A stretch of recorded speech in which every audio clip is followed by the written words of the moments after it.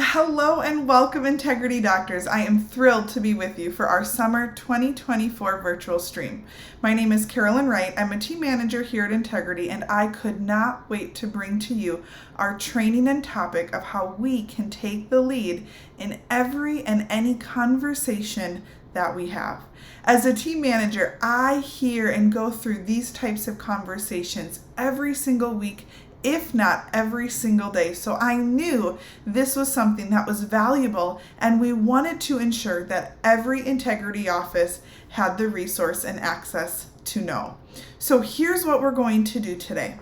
We are going to first talk about limiting objections, because in order for us to take the lead in our conversations, it's really important that we learn how to limit the number of objections we are opening ourselves up to.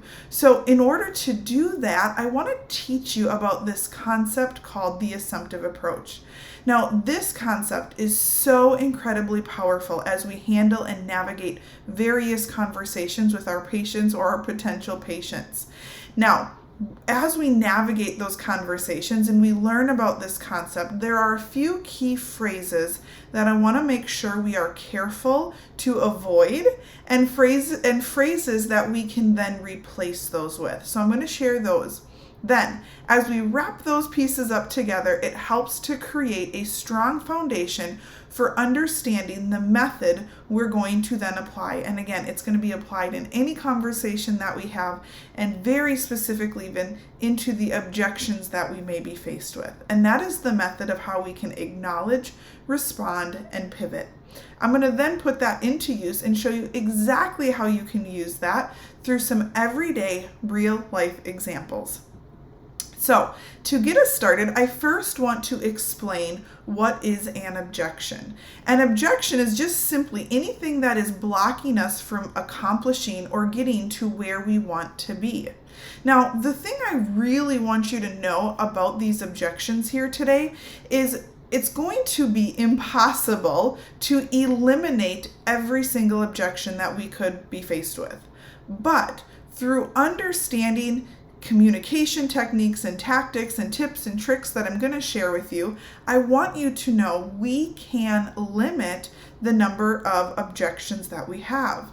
And by limiting the number of objections that we have, it allows us to take the lead in those conversations with our patients or our potential patients. Now, in order to limit our objections, it's really important that we understand the words that we're using to communicate. They really matter. How we say those words really matters. And what we say, we have to believe it, because what we believe is going to matter. You can tell if somebody is not meaning what they are saying. We've all experienced those types of situations before. So in order for us to limit the number of objections that we're going to get, we need to know that the words we use, how we use them, and what we believe all matters. So we're going to use that and carry that into understanding the assumptive approach. So simply, the assumptive approach is our ability to assume the positive in the situation that we're in. And I really want to explain this in helping you to understand it through 5 really simple, easy examples that we see every single day.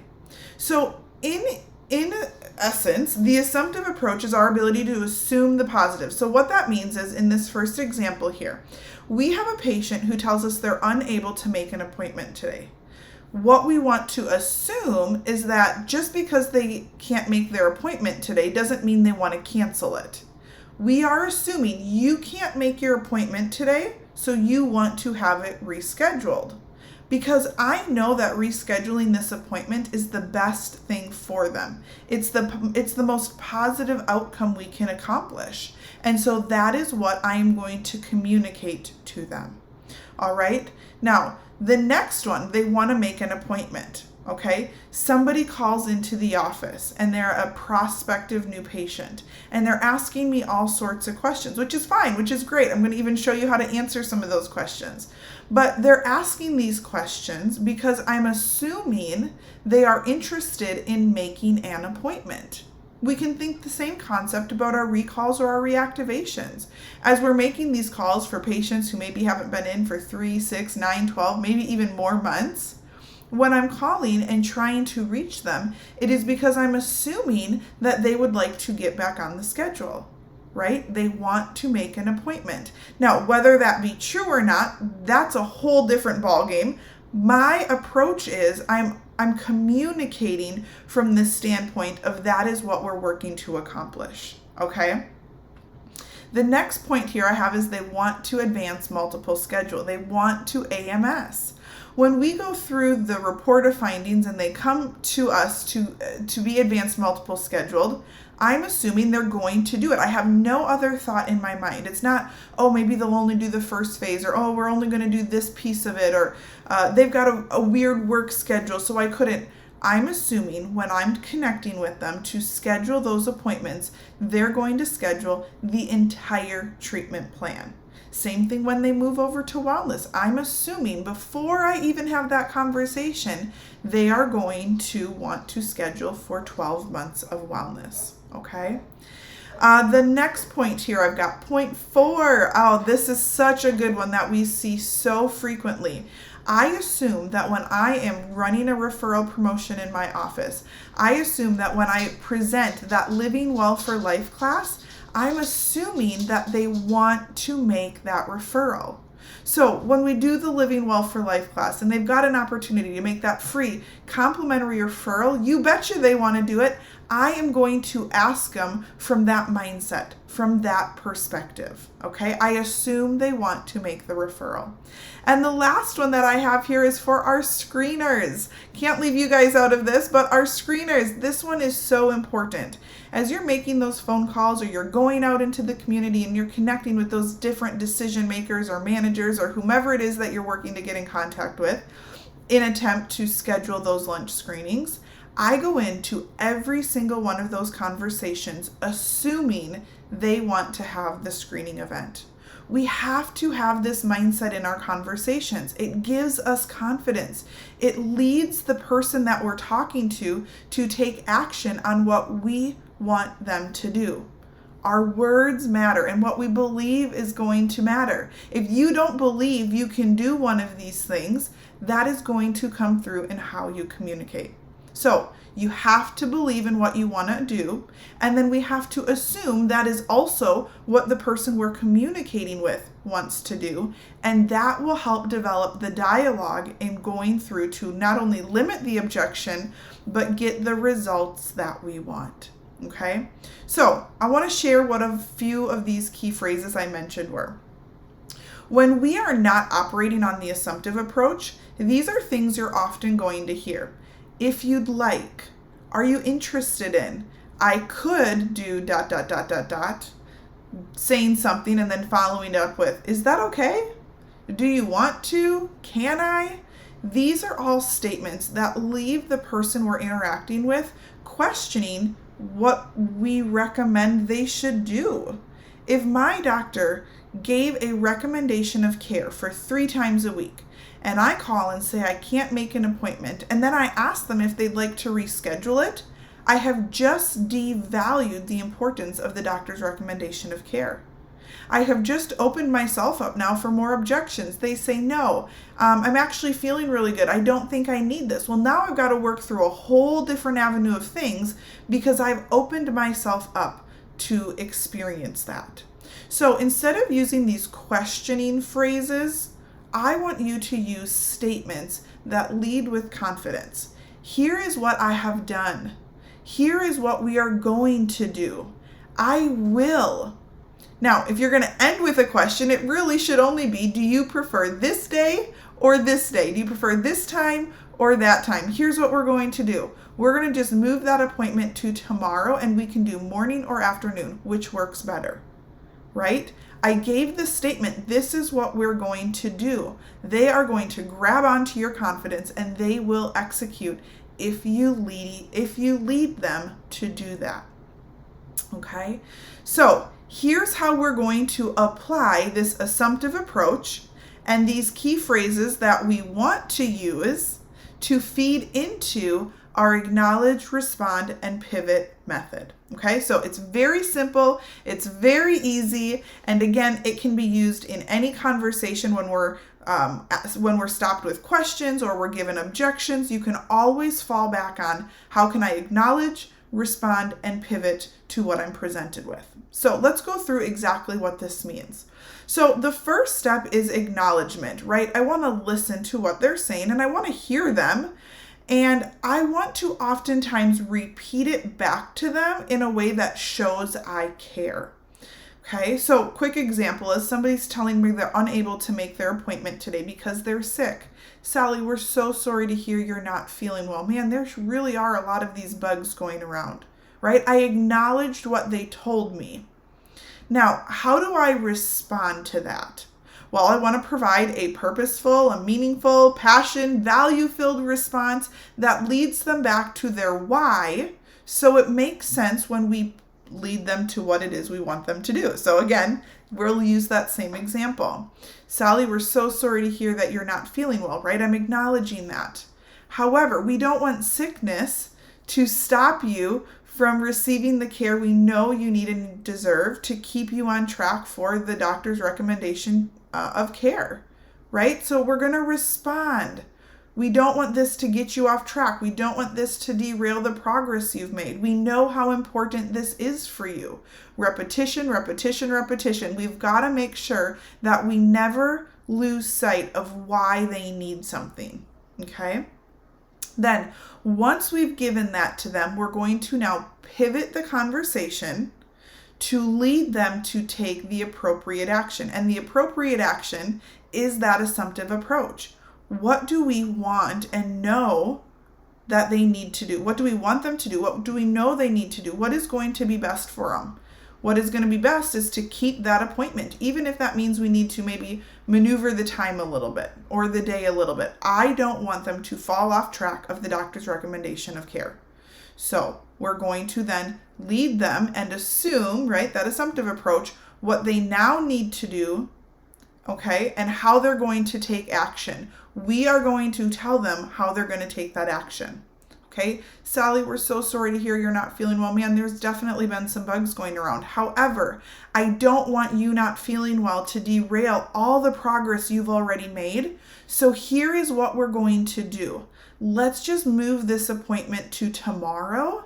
And if for some reason you're still not feeling better, you can always call us in the morning, but let's get it on the schedule because I know how important this is to you. We can have that moved to tomorrow morning at the same time, 9 a.m., or we could push it back to the afternoon. I've got around 2 o'clock open. What works better?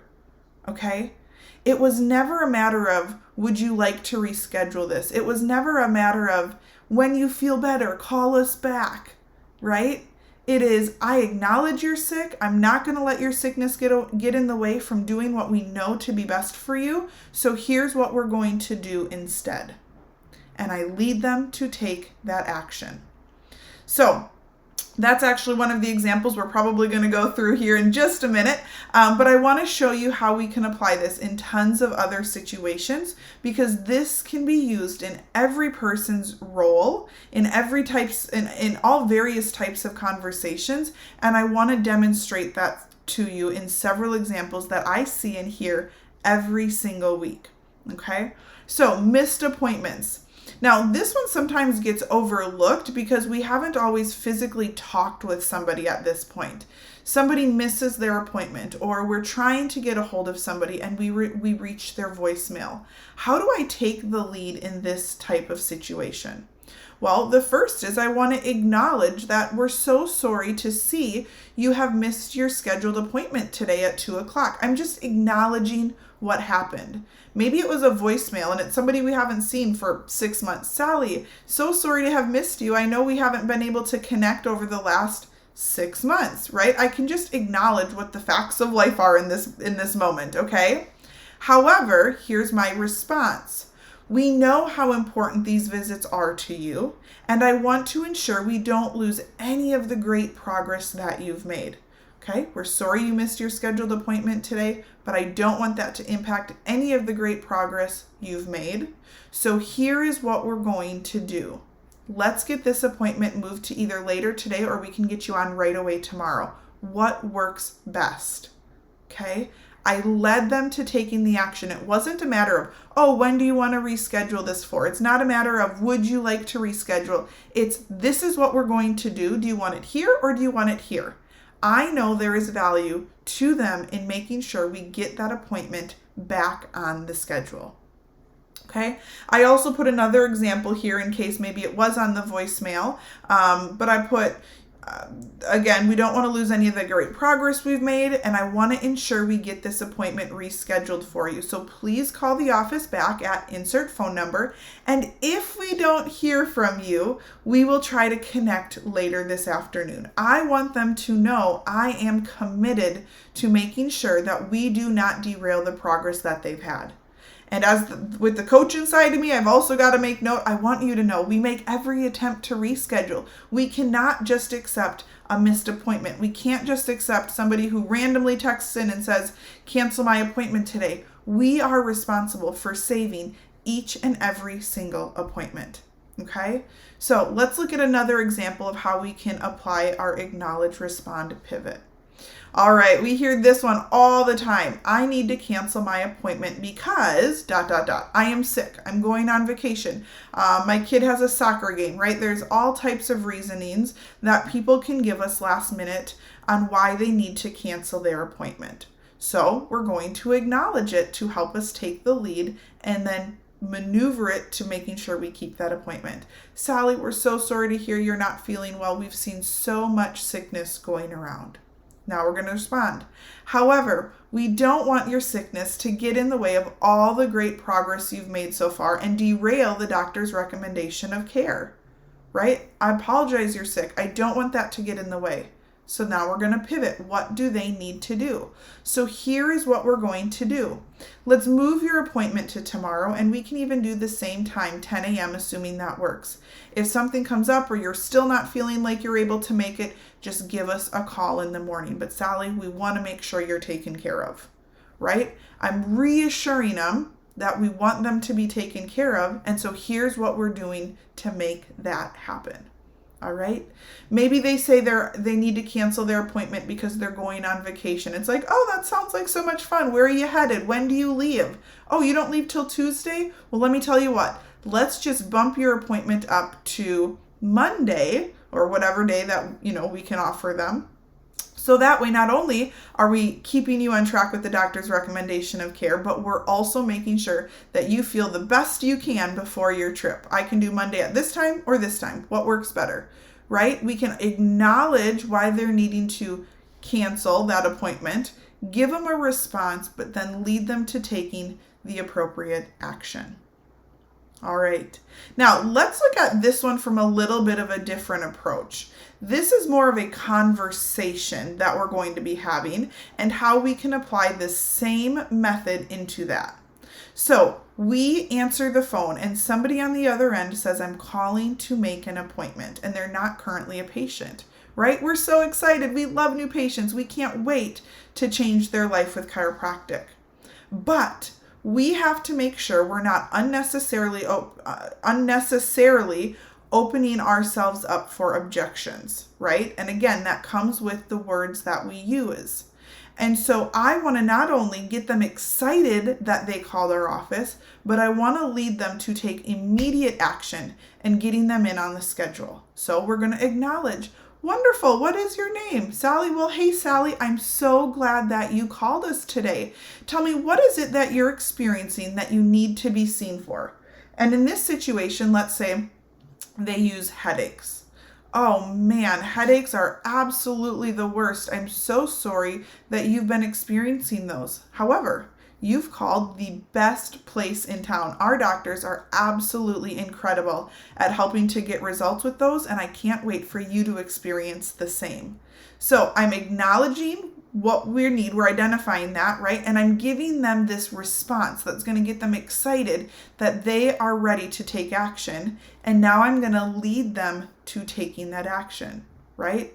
So I can't wait to help you experience the same. So here's what we're going to do. I want to make sure we can get you relief as soon as possible. And in fact, I can even get you in today. We have a 9 a.m. or a 2 p.m. What works better, right? It's not a matter of, can you come in today? Or what does your schedule look like? Oh, I hate that question.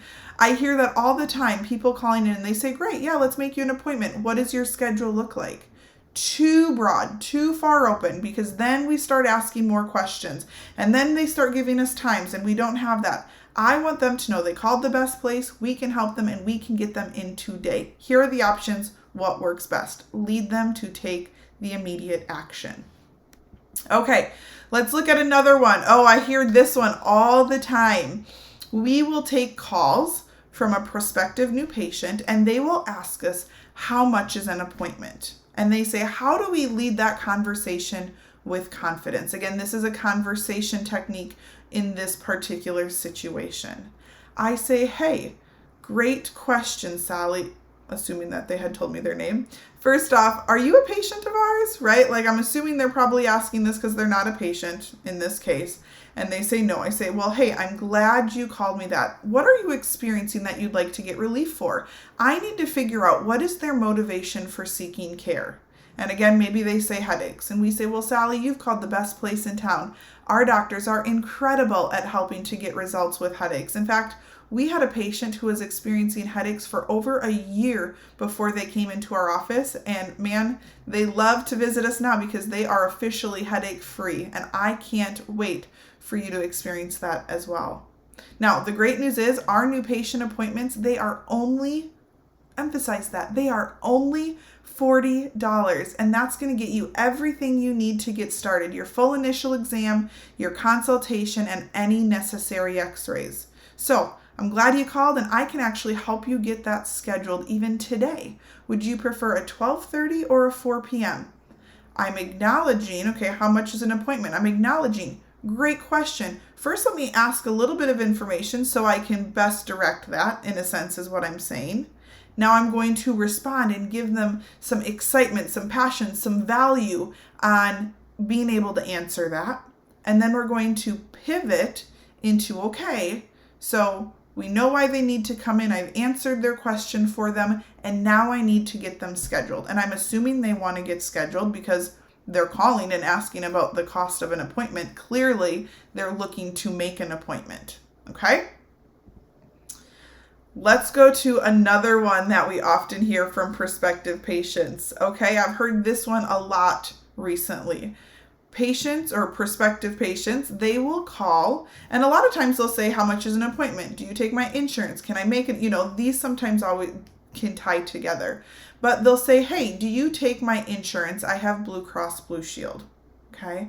And in this example, we're going to go from the perspective that we just know off the bat, we do not accept that, because sometimes that trips us up. How do we work through that?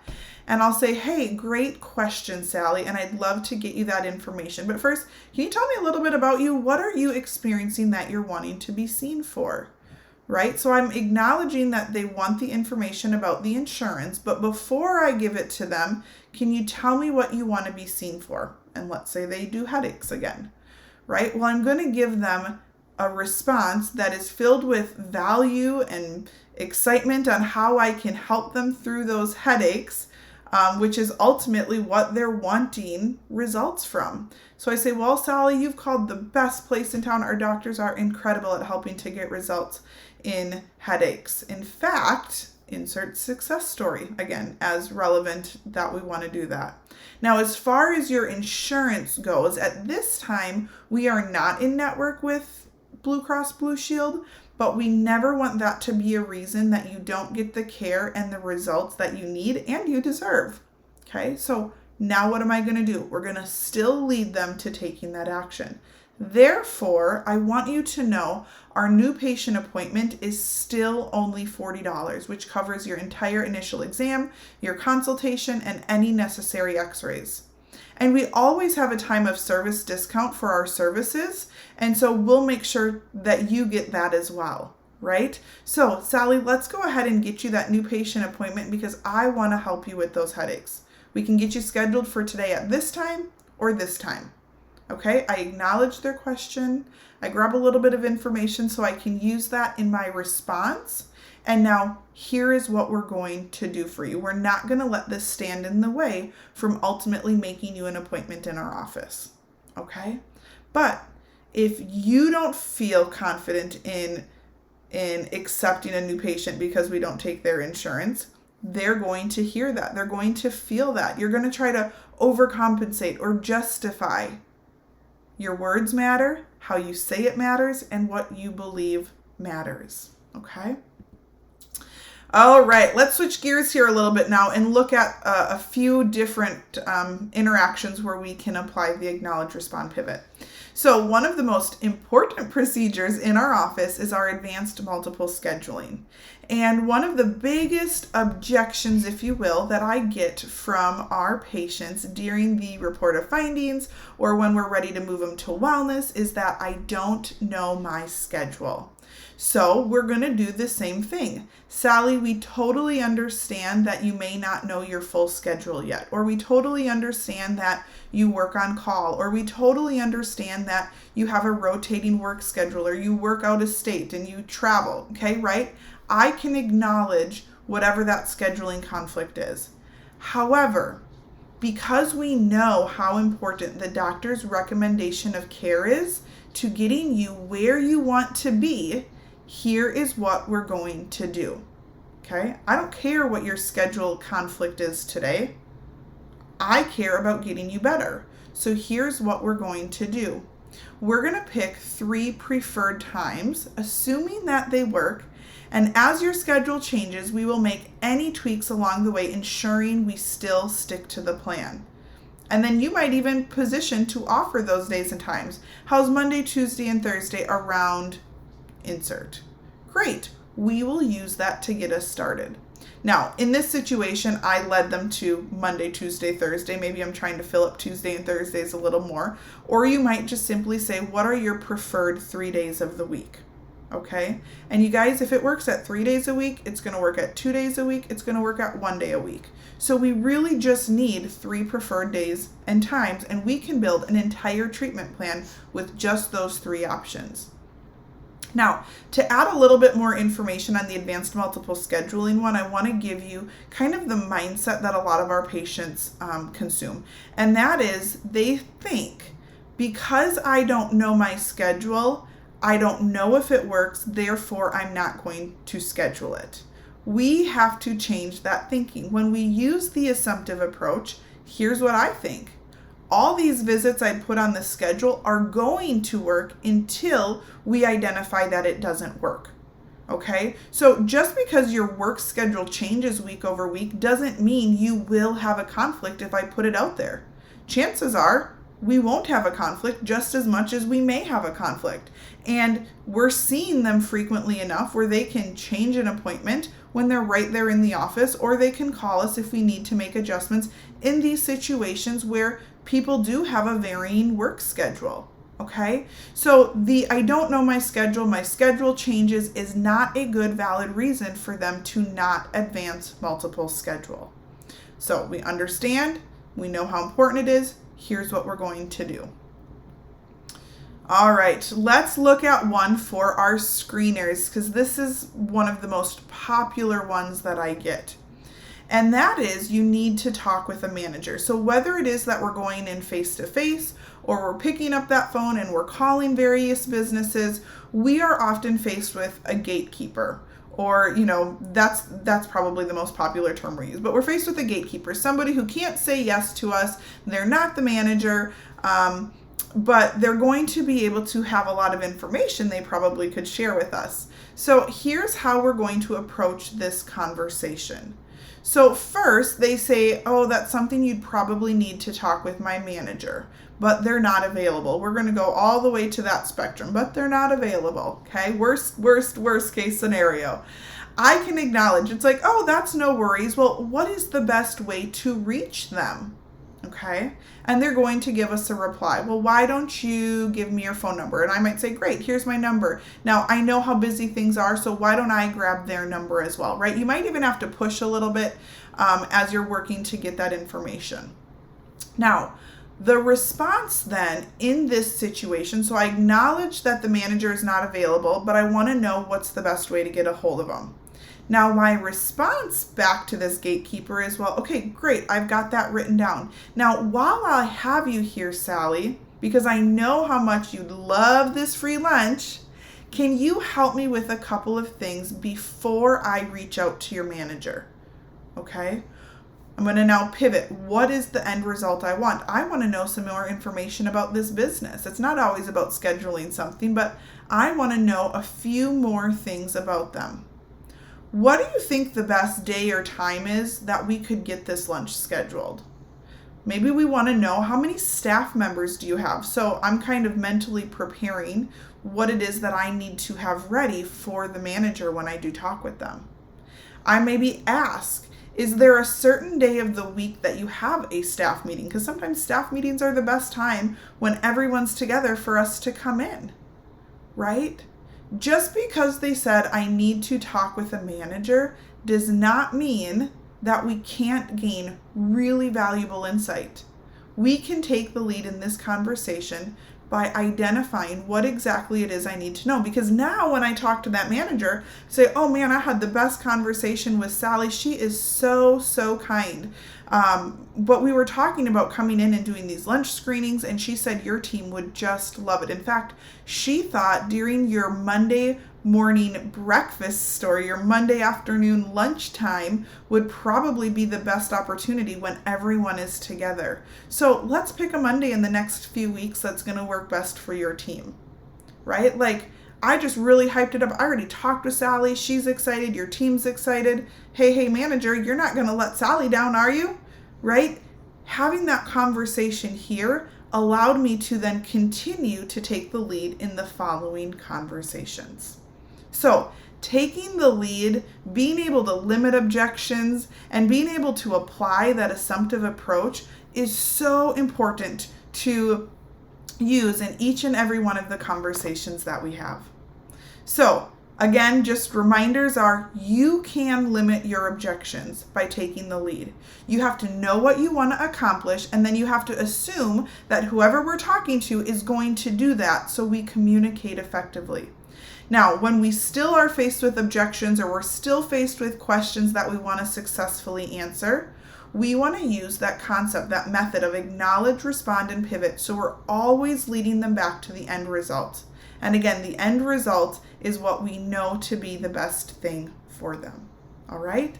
So here's how we can practice this right inside of our offices. First, I would build a common list of objections or questions that your office is faced with that maybe trip you up. And I want you to practice role-playing them over and over. And here is how I would recommend doing that.